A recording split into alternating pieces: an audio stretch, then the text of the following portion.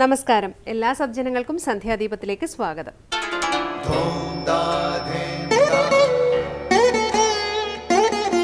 ശുഭം ഭവതു കല്യാണമായുസാരോഗ്യവർദ്ധനം സർവദുഃഖ വിനാശായ സന്ധ്യാദീപം നമോസ്തുതേ. നാമം ജപായനം പുണ്യം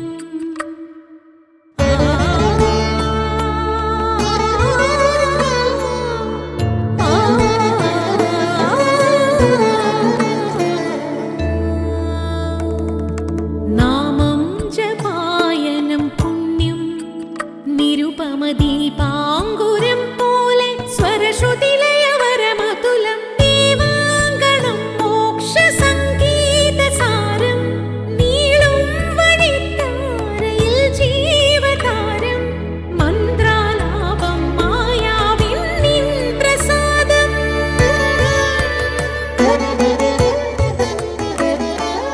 ഇരുൾ നീങ്ങിയുണരുന്ന തെളിനാളദീപം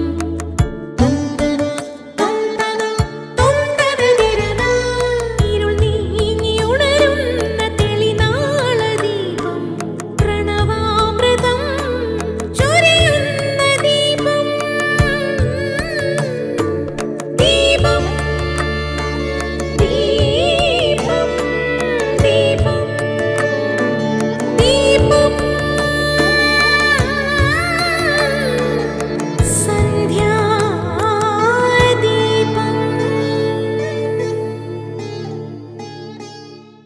ശബരിമല സന്നിധാനത്തിലെത്തിയാൽ ആദ്യം ചെയ്യേണ്ടത് ദർശനമാണോ അഭിഷേകമാണോ എന്ന സംശയം പല ഭക്തന്മാർക്കും ഉണ്ടാകാറുണ്ട്. മിക്കപ്പോഴും ആദ്യമായി ദർശനത്തിന് വരുന്നവർക്കും അന്യദേശങ്ങളിൽ നിന്നും വരുന്ന ഭക്തന്മാർക്കുമാണ് ഈ സംശയം തോന്നാറുള്ളത്. നെയ്യഭിഷേകവും ശരണം വിളിയുമാണ് പ്രധാനമെങ്കിലും ധർമ്മശാസ്താവിന് ആദ്യം വേണ്ടത് 18-ാം പടിക്ക് താഴെ നാളികേരം ഉടച്ച ശേഷം ഇരുമുടിക്കെട്ടുമായി സന്നിധാനത്തേക്ക് കയറുന്നതാണ് ആചാരം. പണ്ടുകാലത്ത് പടിയിലായിരുന്നു നാളികേരം ഉടച്ചിരുന്നത്. ഇപ്പോൾ അത് അനുവദനീയമല്ല. നാളികേരം ഉടയ്ക്കാനായി പടിക്ക് താഴെ പ്രത്യേക സജ്ജീകരണമുണ്ട്. ഇതിനുശേഷം പടി തൊട്ടു വണങ്ങി ക്ഷേത്രത്തിൽ പ്രവേശിച്ച് ദർശനം നടത്തിയ ശേഷമാണ് നെയ്യ് അഭിഷേകം ചെയ്യേണ്ടത്. നാളികേരത്തിൽ നിറച്ച നെയ്യ് ശുദ്ധമായ പാത്രത്തിലാക്കി വേണം അഭിഷേകത്തിന് കൊടുക്കാൻ. പലപ്പോഴും സംഘമായി എത്തുന്ന ഭക്തർ കൊണ്ടുവരുന്ന നെയ്യ് തേങ്ങ ഉടച്ച് അതിലെ നെയ്യ് ഒരു പാത്രത്തിലാക്കിയാണ് അഭിഷേകത്തിന് കൊണ്ടുപോകുന്നത്. അഭിഷേകത്തിന് ശേഷമാണ് മറ്റ് ഉപദേവാലയങ്ങൾ ദർശിച്ച് വണങ്ങേണ്ടത്. തുടർന്ന് ഗുരുവചനം കേൾക്കാം. മഴവെള്ളം ഒരിക്കലും ഉയർന്ന നിലത്ത് നിൽക്കുന്നില്ല, മറിച്ച് ഏറ്റവും താഴ്ന്ന നിലയിലേക്ക് ഒഴുകുന്നു. അതുപോലെ ദൈവത്തിൻ്റെ കാരുണ്യം എളിയവരുടെ ഹൃദയങ്ങളിൽ വസിക്കുന്നു, എന്നാൽ വ്യർത്ഥരുടെയും അഹങ്കാരികളുടെയും ഹൃദയങ്ങളിൽ നിന്ന് ഒഴുകിപ്പോകുന്നു. ശ്രീരാമകൃഷ്ണ പരമഹംസൻ. അടുത്തതായി ശ്രീ ശങ്കരാചാര്യ രചിച്ച ശിവാനന്ദലഹരിയിലെ ശ്ലോകം ശ്രീ കാവാലം ശ്രീകുമാർ ചൊല്ലുന്നത് കേൾക്കാം.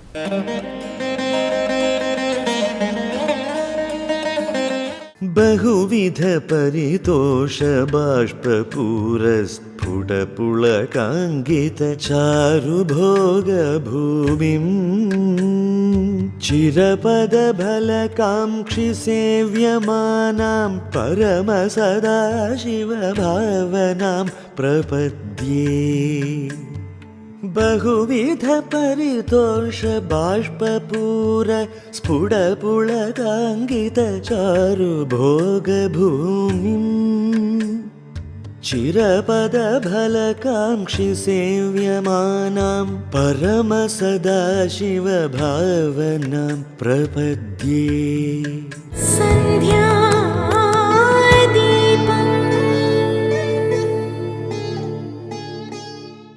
തുടർന്ന് ശ്രീ ശങ്കരാചാര്യരുടെ കൃതികളെ വ്യാഖ്യാനിക്കുന്ന ശങ്കരസ്തോത്രാമൃതമാണ്. ഏത് പ്രവൃത്തി ചെയ്യുമ്പോഴും ആനന്ദം, ഏത് സന്ദർഭത്തിലും ആനന്ദം, അതാണ് പരമമായ സദാശിവഭാവം. ഇത്രയും ആനന്ദം ലഭിക്കുമെന്നിരിക്കെ എല്ലാവരും എന്തുകൊണ്ട് സദാശിവഭാവനയെ ആശ്രയിക്കുന്നില്ല എന്ന ചോദ്യത്തിന് ഉത്തരം നൽകുകയാണ് ശങ്കരസ്തോത്രാമൃതത്തിൽ സ്വാമി ചിദാനന്ദപുരി.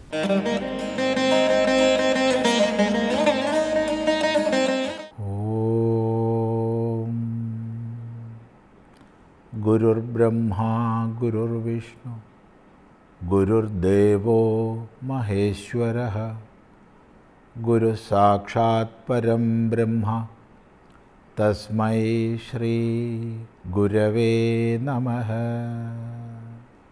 ഓം സദാശിവസമാരംഭാം ശങ്കരാചാര്യമധ്യമാം അസ്മദാചാര്യപര്യന്താം വന്ദേ ഗുരുപരമ്പരാം.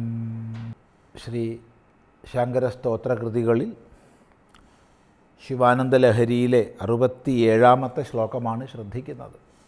അവിടെ പരമസദാശിവഭാവനാം പ്രപദ്യേ പറഞ്ഞു. പരമസദാശിവഭാവനയെ ഞാനിതാ ശരണം പ്രാപിക്കുന്നു. എപ്പോഴും ശീതത്തിലും ഉഷ്ണത്തിലും, സുഖത്തിലും ദുഃഖത്തിലും, മാനത്തിലും അപമാനത്തിലും, സ്തുതിയിലും നിന്ദയിലും എന്ന് വേണ്ട ജീവിതത്തിലെ മാറി വരുന്ന എല്ലാ സാഹചര്യങ്ങളിലും തന്നെ ഞാനിതാ പരമസദാശിവഭാവനയെ ശരണം പ്രാപിക്കുന്നു. എങ്ങനെയുള്ളതാണ് ആ ഭാവന? അതാണ് പറയുന്നത്. ബഹുവിധ പരിതോഷ ബാഷ്പൂര സ്ഫുടപുളകങ്കിത ചാരുഭോഗഭൂമിം. ബഹുവിധമായ പരിതോഷം. ബഹുവിധമായ എന്ന് പറയുമ്പോൾ ഏതേത് മേഖലകളിൽ നമ്മൾ നോക്കുന്നുവോ അതിലൊക്കെയും സന്തോഷം. ഏത് പ്രവൃത്തി ചെയ്യുമ്പോഴും ആനന്ദം, ഏത് സന്ദർഭത്തിലും ആനന്ദം. കായികമായി, വാചികമായി, മാനസികമായി എന്ന് വേണ്ട എല്ലാ പ്രകാരത്തിലും സുഖാനുഭവം തന്നെ പ്രദാനം ചെയ്യുന്നതാണ്.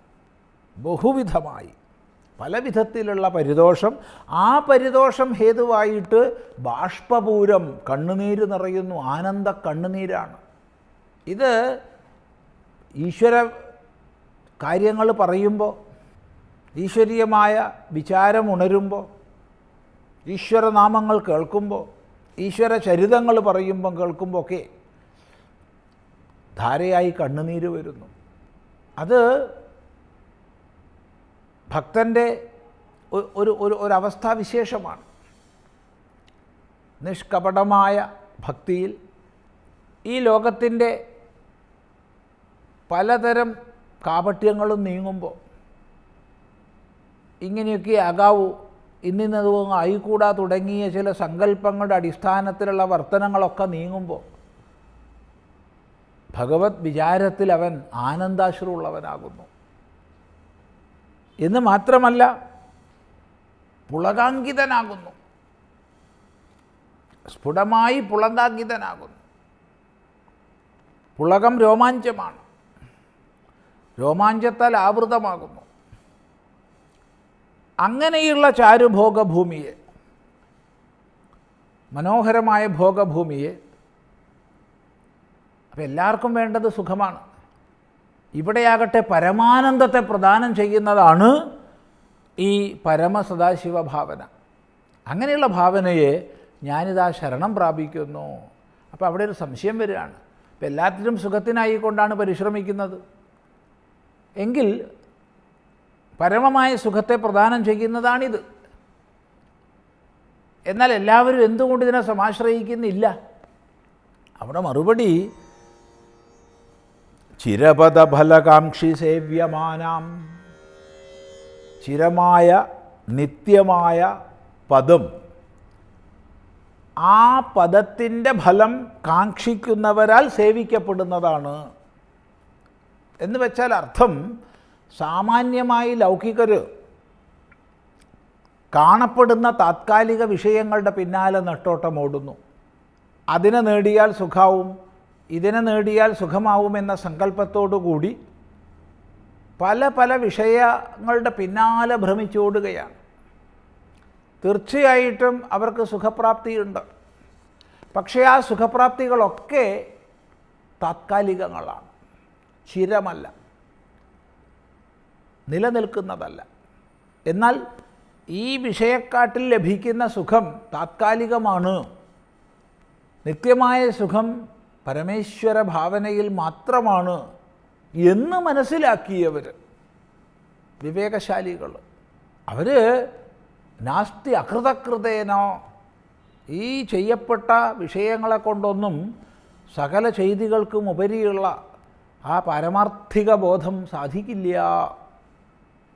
നഹ്യധ്രുവൈഹി പ്രാപ്യതേ ഹി ധ്രുവം തത്, അനിത്യമായതിനെക്കൊണ്ട് നിത്യമായ പദപ്രാപ്തി ഇല്ല എന്ന് അറിയുന്നവരായ വിവേകശാലികൾ അവർ ചിരപദഫലകാംക്ഷി സേവ്യമാനാം, നിത്യമായിരിക്കുന്ന പദത്തെ ഇച്ഛിക്കുന്നവർ, അവരാൽ സേവിക്കപ്പെടുന്നതാണ് പരമസദാശിവ ഭാവന. അല്ലാതുള്ളവർ താത്കാലികങ്ങളായ വിഷയഭാവനകളിൽ തന്നെ കാലം കഴിക്കും. ഇതെന്നാൽ നേടപ്പെട്ടു, ഇത് നേടാൻ കഴിഞ്ഞില്ല, പക്ഷെ നാളെ നേടുമായിരിക്കും എന്നുള്ള നിലയ്ക്ക് വിഷയ മേഖലയിൽ തന്നെ വ്യാപരിക്കും. എന്നാൽ ഇവിടെയാകട്ടെ ചിരപദം, നിത്യമായ പദം, അത് നേടാൻ കഴിയുന്നത് ഈ ഭാവനയിലൂടെ മാത്രമാണ്, പരമാത്മവിചാരത്തിലൂടെ മാത്രമാണ് എന്നറിയുന്നവർ അവർ ഇതിനെ സമാശ്രയിക്കും.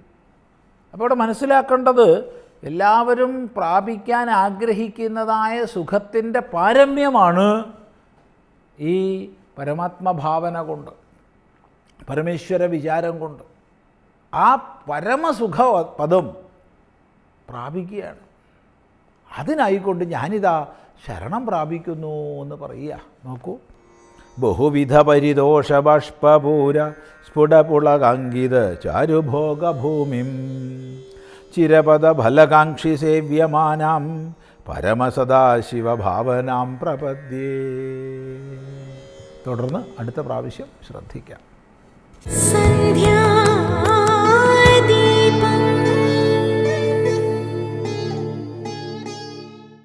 ഏറ്റവും ഒടുവിൽ ദീപാരാധനയാണ്. ക്ഷേത്രസന്നിധിയിലെത്തി അവിടുത്തെ പ്രതിഷ്ഠാവിശേഷങ്ങളും ആചാരങ്ങളും അറിഞ്ഞ് ആരതി തൊഴുതു മടങ്ങാം. എല്ലാവർക്കും നമസ്കാരം.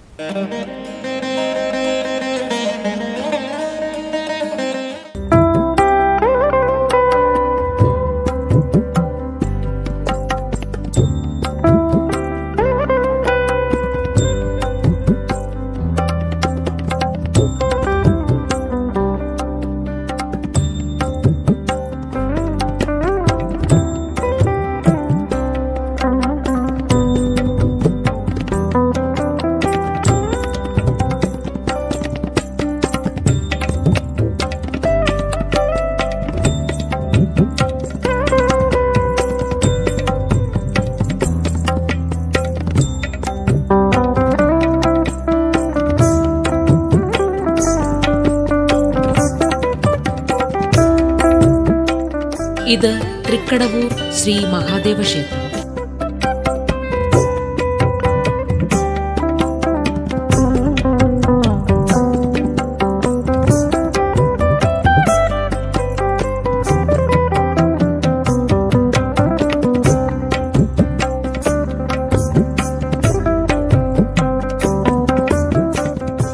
മൃത്യുഞ്ജയേശ്വരനായ ഭഗവാൻ പരമശിവൻ ഭക്തജനഹിതാർത്ഥം സർവചരാചരങ്ങൾക്കും ഐശ്വര്യങ്ങൾ ചൊരിഞ്ഞ് വാണരുളുന്ന ഈ പുണ്യഭൂമി ദക്ഷിണ കേരളത്തിലെ ഒരു പ്രധാന തീർത്ഥാടന കേന്ദ്രം കൂടിയാണ്.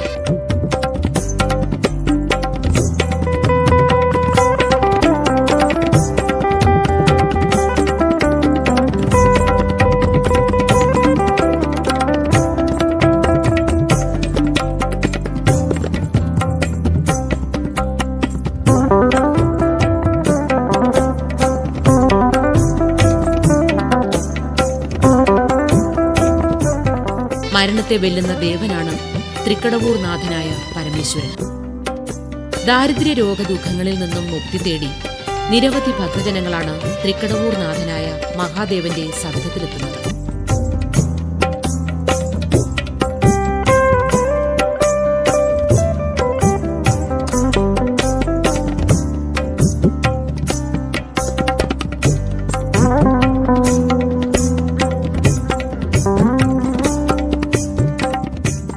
കൊല്ലം നഗരത്തിൽ നിന്നും 6 കിലോമീറ്റർ വടക്ക് കിഴക്ക് മാറി കൊല്ലം അഞ്ചാലുമൂട് കുണ്ടറ റോഡിൽ കടവൂർ ഗ്രാമത്തിലാണ് ക്ഷേത്രം നിലകൊള്ളുന്നത്.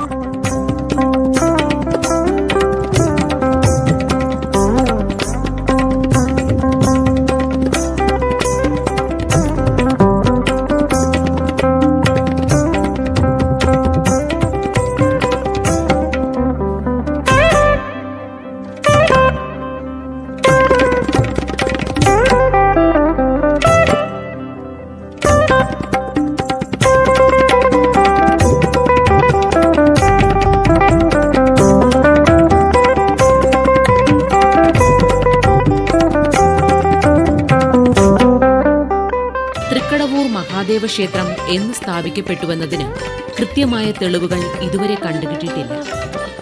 കൊല്ലവർഷം 4-ാം ശതകത്തിൽ ശ്രീകോവിലും 6-ാം ശതകത്തിൽ മണ്ഡപം, തിടപ്പള്ളി, അകത്തെ കിണർ, ക്ഷേത്രക്കുളം എന്നിവയും 7-8 ശതകങ്ങളിൽ നാലമ്പലവും ബലിക്കൽപുരയും കൊടിമരവും സ്ഥാപിക്കപ്പെട്ടുവെന്നാണ് വിശ്വസിക്കപ്പെടുന്നത്.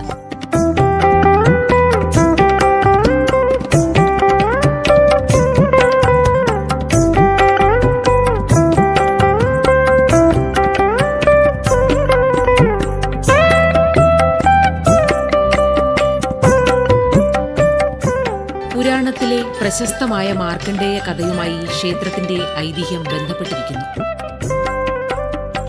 പരമഭക്തനായ മാർക്കണ്ഡേയനെ ഭഗവാൻ ആശ്ലേഷിച്ച് നിത്യയൗവനം നൽകി അനുഗ്രഹിച്ചു. മാർക്കണ്ഡേയൻ വളരെ കാലം ആ ശിവലിംഗത്തിൽ പൂജകൾ അർപ്പിച്ച് അവിടെ തന്നെ കഴിഞ്ഞു. പിന്നീട് ഉത്തരദിക്കിലേക്ക് തപസ്സിന് പോയി.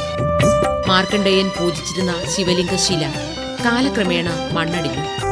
സഹസ്രാബ്ദങ്ങൾക്ക് ശേഷം ആ പ്രദേശം വന്യമൃഗങ്ങളുടെ സങ്കേതമായി. വേണ നദിയുടെ തീരത്തായിരുന്നു മാർക്കണ്ഡേയന്റെ ആശ്രമം. ഈ നദിയുടെ പേരിൽ നിന്നാണ് കൊല്ലത്തിന് വേണാട് എന്ന പേരുണ്ടായത്.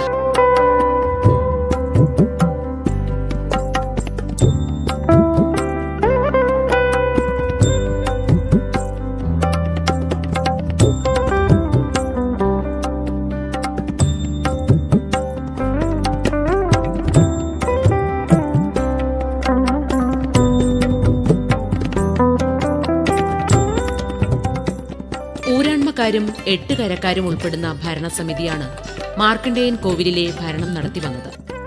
ഊരാൺമക്കാരും കരപ്രതിനിധികളും ക്ഷേത്രത്തിലെ സ്വത്തുവകകൾക്കു വേണ്ടി തർക്കം നടത്തുകയും ഉത്സവാദി ചടങ്ങുകളിൽ തടസ്സം വരുത്തുകയും ചെയ്തതോടെയാണ് കൊല്ലവർഷം 1112 തിരുവിതാംകൂർ ദേവസ്വം ബോർഡ് ക്ഷേത്രഭരണം ഏറ്റെടുത്തത്.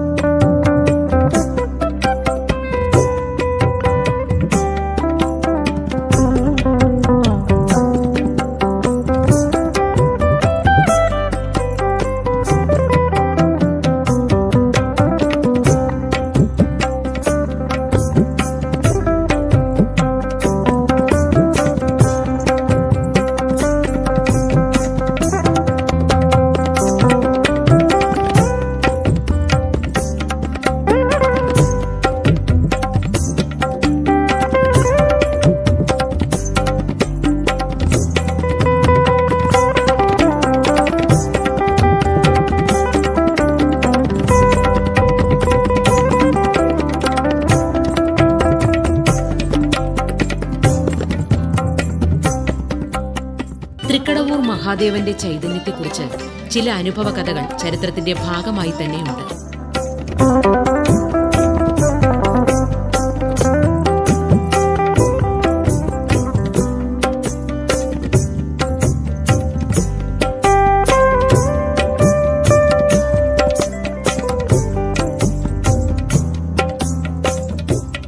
കുംഭമാസത്തിലെ ചതയം നാൾ കൊടികയറി തിരുവാതിരയ്ക്ക് ആറാട്ടോടുകൂടി സമാപിക്കുന്ന 10 ദിവസത്തെ ഉത്സവമാണ് തൃക്കടവൂർ മഹാദേവ ക്ഷേത്രത്തിൽ നടക്കുന്നത്.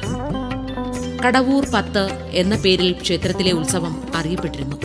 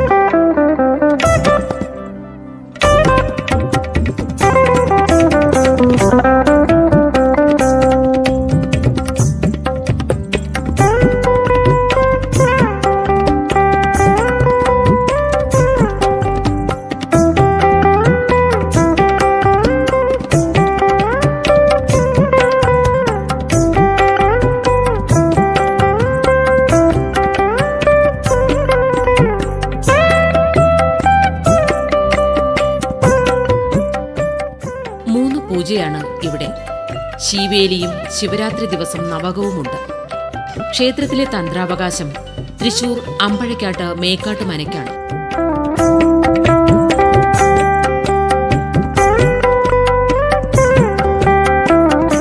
മഹാദേവന്റെ കന്നിമൂല ഭാഗത്തായി മഹാഗണപതി, നാലമ്പലത്തിന് തെക്ക് കിഴക്ക് ഭാഗത്തായി ബ്രഹ്മരക്ഷസും നാഗദേവങ്ങളും, തെക്കു പടിഞ്ഞാറ് ഭാഗത്തായി അയ്യപ്പനും, തിരുമുറ്റത്തിന്റെ വടക്കു ഭാഗത്തായി യക്ഷിയമ്മയും, പടിഞ്ഞാറ് ഭാഗത്തായി ശ്രീകൃഷ്ണ ഭഗവാനും കുടികൊള്ളുന്നു.